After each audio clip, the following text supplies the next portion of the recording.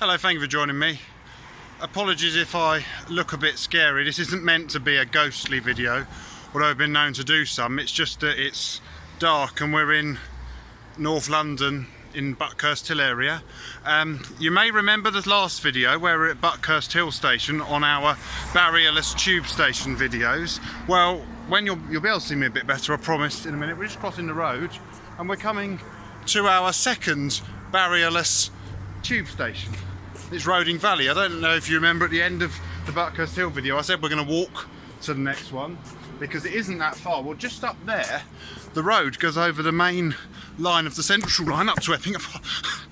I just tripped on that pothole. So yeah, anyway, so we've come to Roding Valley. So as I said, the main central line is up there. But here, this is the Woodford or Hainault loop. It starts at Woodford, which isn't that far that way. And this is the first station, Roding Valley. Now, it's quite an interesting station. It's a bit different to some of the others. Well, one of the reasons it's a bit different is it qualifies for this series in, as I'm going to show you now, we're going to go into the ticket office. We're going to go through here. There's the footbridge, we'll have a look at that in a minute. Go through here. And as you can see, we've come onto the platform without passing through a ticket barrier. So this becomes station number 2 in our Barrierless tube station series.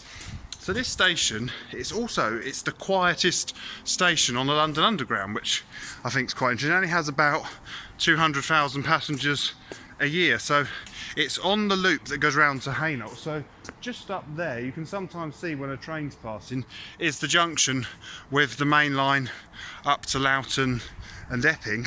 We're on the loop. So this track, I believe, was laid in 1903, but this station wasn't added until a bit later, and then it was about 1936, I think it was added, and that was when it was all still NLER, and then it closed in 1947 but reopened in 1948 when this was transferred to the London Underground. Just not relevant to this, but doesn't that cherry blossom look really nice? Just looks nice lit up.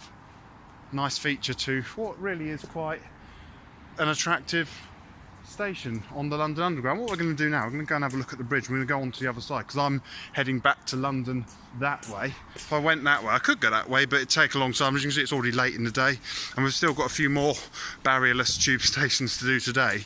And then what I'll do is later on I'll have to come up to London another day and we'll do the other Barrierless tube stations. So we're now going to go back out the way we came, out through the ticket office, and we're going to go over the footbridge. So that's where we came in. You can also come in this way because I think if they want to close the station off they can, and this effectively could become, I don't know if it's officially a public right of way, but it certainly can become a thoroughfare. So again, we have a lovely historic lattice footbridge. Now, as we discussed at Buckhurst Hill, the reason Buckhurst Hill has become a Barrierless tube station, it's the newest Barrierless tube station on the network. The reason for that is because they provided step-free access, but as I said, it's not to the main entrance, it's to the back entrance, which closed in 1982. Well, here there's no step-free access to the footbridge, but there is step-free access from each side of the station. So if you couldn't come over the footbridge, there is quite a not particularly long way round that way. So if we look up the station that way, just up there, if there was a train passing now, you'd be able to see the lights of it on the main line, which as I said goes that way up to Epping. It originally went to Ongar, it's now the Epping-Ongar Railway. So we're now just going to go down onto the platform, and it's a very straight track that way. Can you see that green light up in the distance shining on the rails?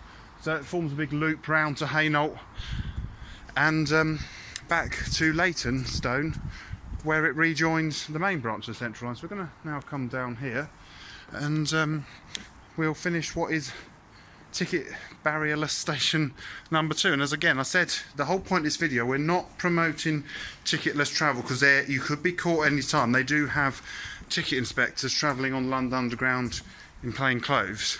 So my message is don't try and not pay just because it doesn't have ticket barriers. But if you wanted to come here and eat lunch or watch trains or just have a, just relax, then you can without the stress of having to, you know, pass through a ticket barrier. I mean, some ticket barrier staff are very nice and will let you on, no problem, but you do get some obnoxious ones who are what I call railway enthusiastophobic, who won't let you on. But anyway, let's not dwell on that. Let's just be grateful that this is now the second barrierless tube station. We're going to go and have a look at some more. Some are quite surprising. So from Roding Valley, barrierless tube station number 2 and the least used station on the London Underground. Thank you very much for watching.